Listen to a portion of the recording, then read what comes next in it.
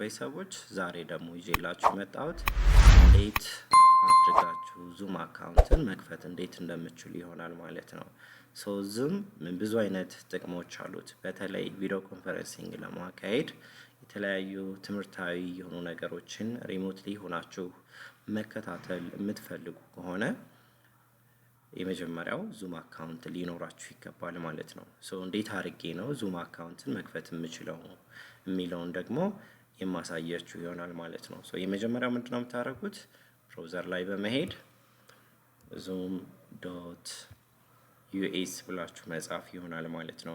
ይቺን ኢንተር ማለት ከዚህ በኋላ እናንተ የመጀመሪያ ስለሆናችሁ ከዚህ በፊት አካውንቱ ስላልነበራችሁ የሌላችሁ ከሆናችሁ እዚች ላይ ሳይን አፕ ከዛ በመቀጠል የተወለዳችሁበትን ዓመተ ምህረት ማስገባት ቻሊ በፈረንጆች ላስገባ 1994 ኮንቲኒዩ ዜን ከዛ በኋላ ሌት ጌት ስታርትድ ይለኛል። ቫሪፋይ ለማድረግ ኢሜይል አድሬስህን አስገባ ነው የሚለኝ።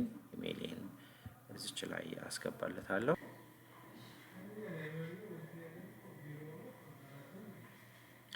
ዜን ከዛ በኋላ ቼክ ዩር ኢሜይል ፎር ኤ ኮድ ነው የሚለኝ። ይሄ ማለት እዚህኛው ላይ ቫሪፊኬሽን ኮድ እንዳስገባ ነው። ይሄ ቫሪፊኬሽን ኮድ ደግሞ የላከልኝ በዚህኛው ኢሜይል አድሬስ ነው ማለት ነው።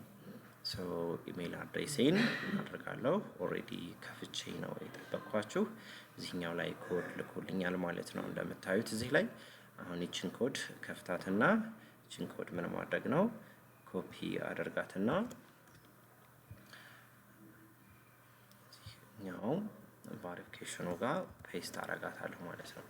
ከዛ በኋላ ቫሪፋይ አድርጌ ይለኛል። ዜን ቫሪፋይ አደርገዋለሁ ማለት ነው። ከዚህ በኋላ አካውንትን ክሬት አድርግ ነው የሚለኝ። ፈርስት ኔም አስገባ ይለኛል።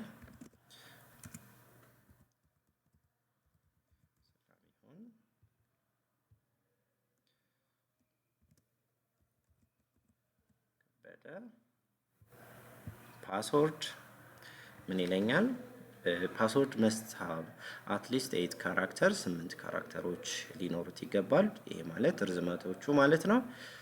ሃቭ አትሊስት 1 ሌተር ይሄ ማለት ከነዚህ ደግሞ ኤቢሲ ስሞል ሌተር ሊኖረው ይገባል።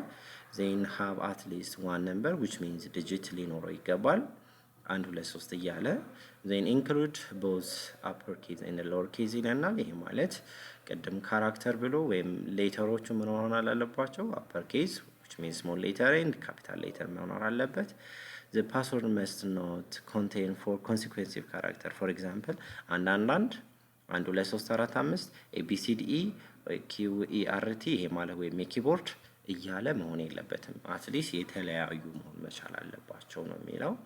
ለምሳሌ እኔ ፓስወርዴን በዛ መሰረት አዘጋጀዋለሁ ማለት ነው። just welcome to ዙም አለኝ። just አሁን አካውንቱን ምን አደረኩኝ? ከፈትኩኝ ማለት ነው። ሞስት ከዚህ በኋላ ምን አድርግ እያለኝ ነው? ጌት ስታርትድ ዳውንሎድ ቱ ዮር ዙም ኮምፒውተር ነው የሚለው። አሁን ምን ማድረግ እንችላለን? በኮምፒውተር ከሆነ የምንጠቀመው እቺን አፕሊኬሽኗን ምን ማድረግ ዳውንሎድ ማድረግ እጅግ በጣም አስፈላጊ ነው ማለት ነው። የራሱ ኮምፒውተሩ ቨርዥን ምን ያደርግልናል? ዳውንሎድ ያደርግልናል። ይቺን ምንም እናደርጋታለን ዳውንሎድ ማድረግ። እዚህ ዳውንሎድ እየሆነ ነው እቺ ላይ። ከዚህ በኋላ እንዴት አድርጋችሁ ስኬጁል ማድረግ ትችላላችሁ? እንዴት አድርጋችሁ ነው ጆይን የምታደርጉት? እንዴት አድርጋችሁ ሆስት ታደርጋላችሁ የሚለውን በሌላ ቪዲዮ እመጣለሁ። ተከታተላችሁኝ አመሰግናለሁ። ሰናይ ቀን ይሁንላችሁ።